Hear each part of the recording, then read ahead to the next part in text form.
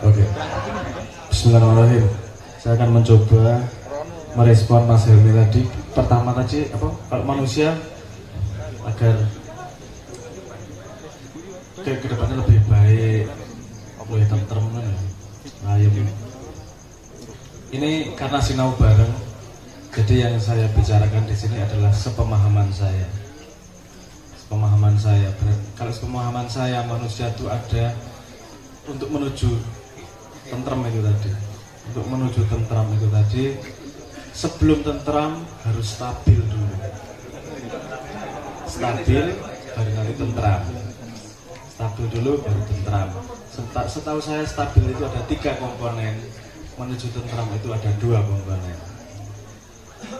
Menuju stabil itu ada 3 komponen yang harus dipenuhi. Pertama, hubungan, koneksi. Jadi punya teman, punya sahabat, punya. Nanti lihat sendiri, jomblo-jomblo di sini kan nggak tenang hidupnya, karena tidak ada hubungan itu tadi, tidak stabil, karena tidak ada yang bisa diajak. Jadi punya partnership, sahabatnya sabun juga.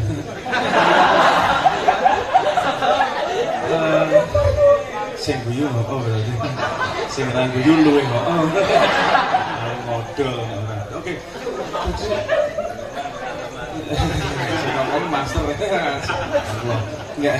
Jadi hubungan, entah punya sahabat, entah punya teman bicara, entah apa itu, kalau nggak ada itu bingung manusia, nggak stabil. Nomor 2 dan 3 ini berhubungan. Nomor 2 adalah kepastian. Yang nomor 3 adalah ketidakpastian. Nah itu harus ada semua itu, kepastian dan ketidakpastian. Contohnya gini, Anda punya pekerjaan kantor, itu kepastian. Kalau Anda punya waktu tidak di kantor, mesti golek ketidakpastian.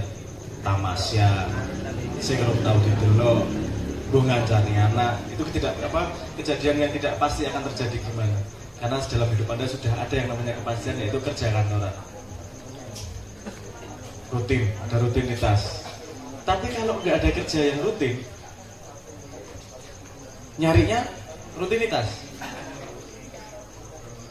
Iki sing belayang-belayang pemuda-pemuda sing ra cetok gaweane tangi jam pira ora urusan, adus seminggu ping pira. Pentingnya cari kepastian. Mau bagi sing cetok, bikin kegiatan kayak apa, kayak seni outputnya kayak, atau cari kerja kayak, pasti cari kepastian. Sementara yang dibutuhkan adalah keseimbangan antara kepastian dan ketidakpastian. Bisa gampang gini, kepastian itu melakukan sesuatu yang harus Anda lakukan. Harus Anda lakukan. Dan ketidakpastian adalah sesuatu yang Anda pengen lakukan. Jadi itu harus seimbang. Anda pengen ngapain sama harus ngapain. Rata-rata orang kalau itu tidak seimbang, tidak stabil hidupnya. Kalau dalam agama Islam Anda disediakan kepastian setiap hari, yaitu memastikan sehari sholat 5 waktu. Itu memastikan Anda ada kepastian dalam hidup.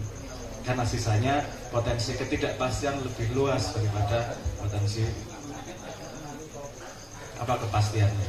Nah, 3 komponen itu harus terpenuhi untuk Anda stabil mengejar yang bahagia itu tadi. Komponen yang harus dilakukan sudah, komponen yang aku pengen lakukan sudah, aku ada hubungan sama temen udah stabil itu tiap harinya. Karena itu modal utama kuda-kudanya. Nah, 2 untuk menuju fulfillment kalau dalam bahasa Inggris, kalau dalam bahasa Indonesia tentrem, bahagia. Itu biasanya kalau mau dilihat akarnya itu adalah punya kehidupan yang tidak sia-sia. Jadi biasanya ekspresinya, biasanya bentuknya ada 2, yaitu 1, memastikan tumbuh, 2, memastikan kontribusi. Tumbuh itu bisa tumbuh tambah pinter, bisa tumbuh tambah sugih, bisa tumbuh tambah manfaat. Pokoknya setiap hari ada yang nambah. Itu nek wis ngelakoni itu tentrem mesti. Karena Anda tahu persis Anda lebih baik daripada yang kemarin. Tumbuh. Kalau Anda bertanya, wong sugih koyo ngono kok isih golek bathi wae to? Itu bukan orang yang sangat kaya, urusannya bukan badi lagi. Urusannya dia pengen tumbuh, badinya nambah, kan tumbuh. Di desa dia udah cukup, setiap hari makan berapa sudah cukup. Tapi dia pengen tentrem, jadi memastikan tumbuh duitnya.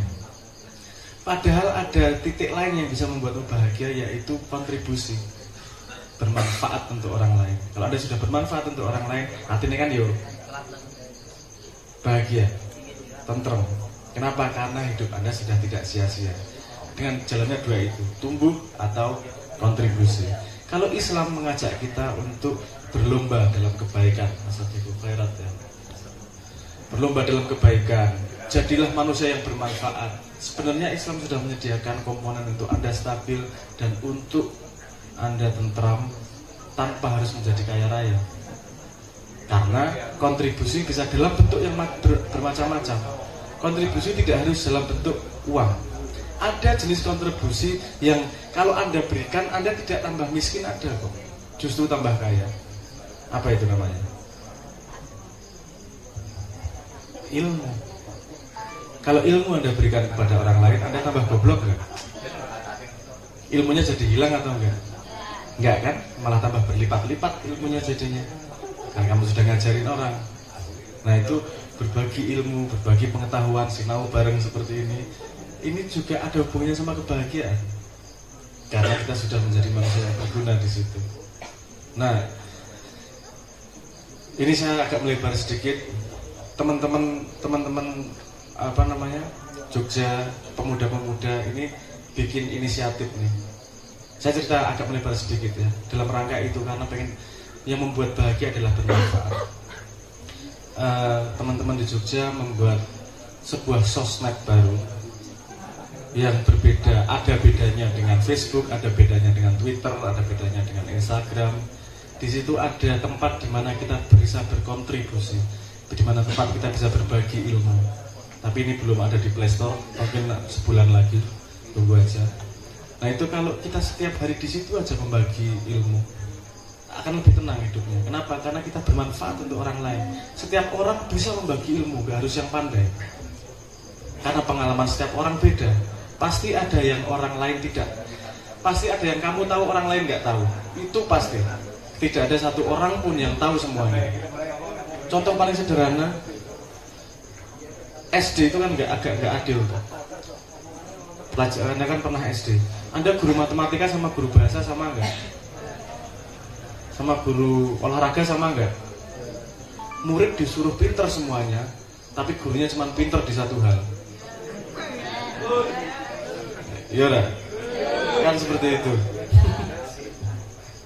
Aku malah ngejai orang sekolah. Tapi artinya semakin Anda dewasa, sebenarnya Anda semakin tahu menemukan apa yang Anda sukai dan apa yang Anda harus lakukan. Anda pegang yang Anda pintar banget itu. Udah suatu saat pasti berguna. Kalau ada orang butuh itu dibagi, ada orang butuh itu dibagi. Saya cerita sedikit. Ada seorang yang sudah tua, dia 40 tahun mendalami origami. Anda tahu origami? Yang istrinya banyak itu? Poligami. Origami itu ilmu melipat kertas. Kira-kira ada gunanya enggak? Ada enggak kerjaan yang kemampuannya membutuhkan melipat kertas? Enggak ada kan? Tapi dia mendalami 40 tahun karena dia benar-benar suka dan sangat ahli di bidang itu. Suatu hari ada sebuah perusahaan besar bernama NASA. Anda tahu NASA? NASA adalah di Amerika yang membuat roket, yang meluncurkan satelit dan seterusnya. Satelit itu tenaganya dari tenaga surya. Kan harus lebar banget tuh. Tapi kalau lebar kayak payung gitulah. Tapi kalau diluncurkan dari bumi kan tidak kayak payung langsung diluncurkan. Dia harus kecil, diluncurkan, lebar di atas, kan gitu. Terus dia cari siapa ya orang yang paling ahli bisa ngelipet-ngelipet layar tenaga surya ini biar bisa sekecil mungkin. Kira-kira siapa yang dicari? Ternyata ahli origami ini yang dicari. Karena dia seumur hidupnya mencari cara melipat-lipat agar bisa jadi gini, jadi kecil, jadi lebar, jadi panjang dan seterusnya. Dia sangat ahli di situ. Siapa yang menyangka bahwa keahlian origami berhubungan dengan pesawat luar angkasa? Nah kalau Islam mengajarkan kita istiqomah dalam apa yang kita ketahui, istiqomah pada apa yang kita, ilmu yang kita dalami. Karena semua orang pasti ada orang yang membutuhkan suatu saat. Jadi ketika ada orang membutuhkan, Anda siap di situ. Kalau saya biasanya ngobrol sama teman-teman Jogja, siaplah hidup seperti dongkrak. Dongkrak kan hidup paling menderita itu di mobil. Saya tuh gunanya apa toh? Nggak pernah dibuka, nggak pernah dipakai, nggak boleh berkarat, nggak ada gunanya. Tapi ketika mobilnya banyak bocor, nggak ada dongkrak, apa yang terjadi? Nggak bisa ngapa-ngapain, betul nggak? Jadi dongkrak harus istiqomah menjadi dirinya sendiri. Karena suatu saat mobil pasti membutuhkan. Jadi Anda istiqomah menjadi diri Anda sendiri. Suatu saat Indonesia akan membutuhkan Anda sesuai dengan keahlian Anda.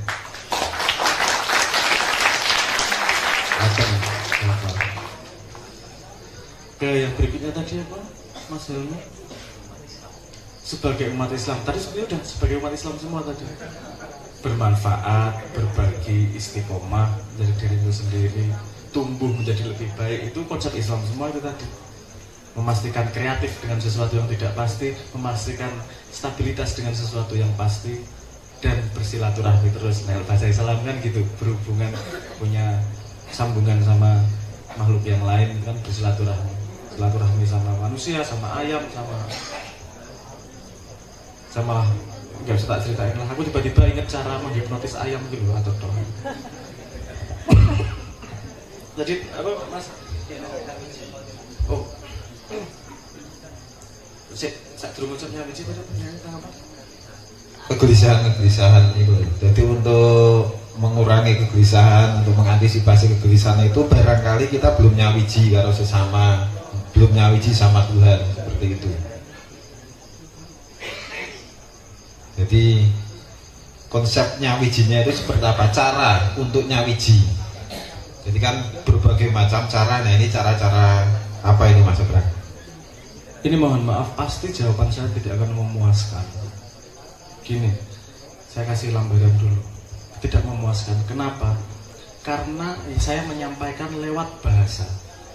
Dan bahasa itu hanya efektif untuk menyampaikan sesuatu yang kita sama-sama tahu. Kalau yang satu tidak tahu, bahasa tidak ada gunanya. Paham maksud saya? Kalau tiba-tiba orang ngomong pakai bahasa India gitu misalnya, Anda tidak, kan bisa, kalau itu beda bahasa. Misalnya gini, Anda menceritakan warna kepada orang buta warna, Anda ngomong merah, hijau, kuning, nggak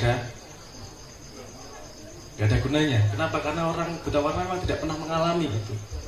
Bahasanya efektif untuk sesuatu yang sama-sama tahu. Coba misalnya gini, coba Anda jelaskan rasa pedas kepada orang yang belum pernah makan cabai, belum pernah pedas. Piye bahasanya? Pedas adalah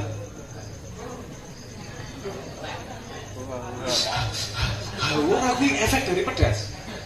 Pedas itu apa? Kalau di kampungan sandal kan lo? Enggak juga toh.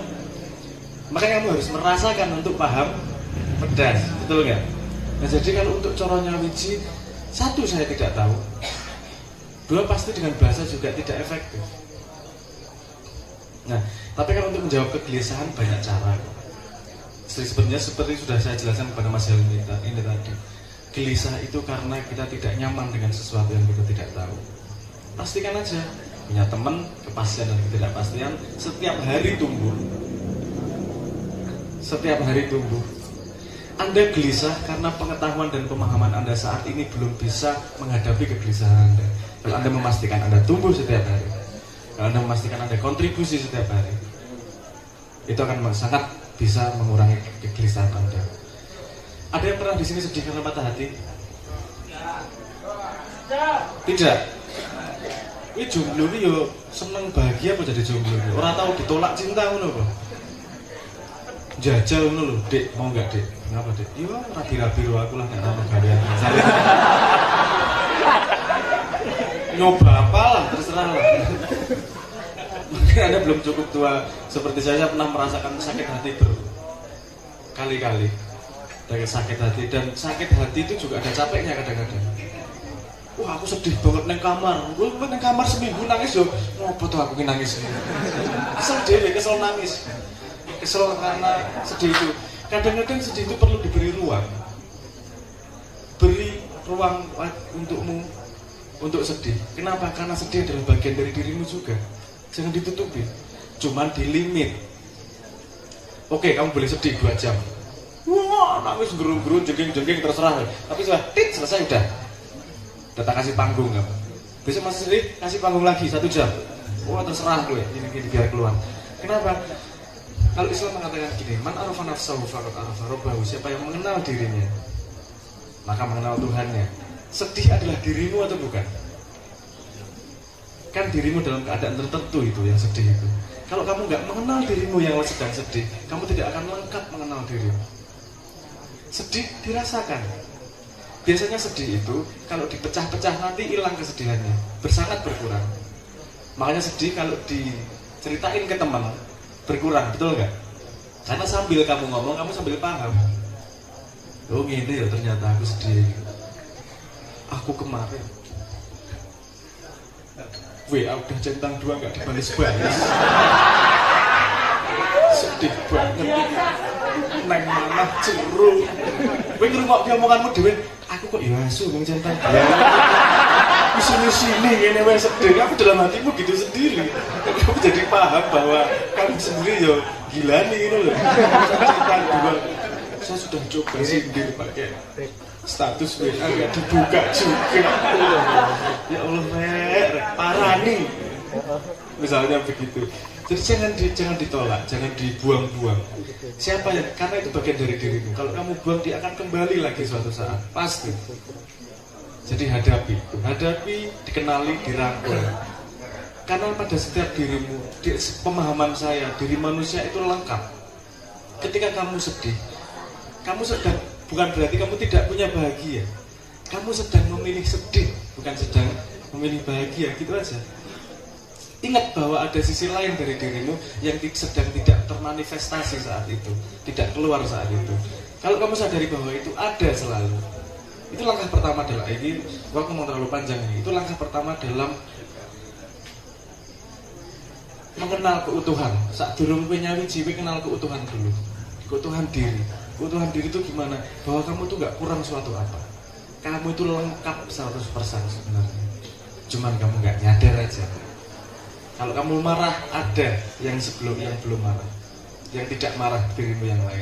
Kamu sedang sedih, ada dalam dirimu yang tidak sedih. Kalau sedang sedih, itu tadi ya. Jadi dalam dirimu itu sebenarnya lengkap. Langkah pertama mengenali dulu. Langkah kedua mengintegrasi. Yang kamu kenal ini tadi jadiin dirimu semua. Kamu sadarnya akan penuh bahwa dirimu punya potensi terhadap apapun. Jadi ketika kamu sedang marah, kamu sadar dirimu yang marah yang keluar, bukan terbawa amarah. Karena orang tua kadang penting marah kepada anaknya. Saya nggak setuju kalau ngomong orang tua nggak boleh marah sama anaknya. Boleh dan sangat penting. Itu cara pendidikan yang salah satu yang efektif adalah marah. Tapi jangan pakai amarah, itu bedanya. Kalau amarah itu dirinya yang marah yang terpuaskan. Kamu memarahi dia sampai kamu puas, itu pakai amarah namanya. Tapi kalau marah sampai anaknya paham, itu artinya marah untuk pendidikan. Nah penting, mumpung Anda masih muda, Anda lakukan kesalahan sebanyak mungkin dan nunggu dimarahi oleh orang tuamu. Karena mending salah sekarang daripada salah besok. Kesalahannya jenisnya sama aja. Nyolong misalnya. Kalau kamu masih kecil, nyolongmu apa? Sendal paling, pelem.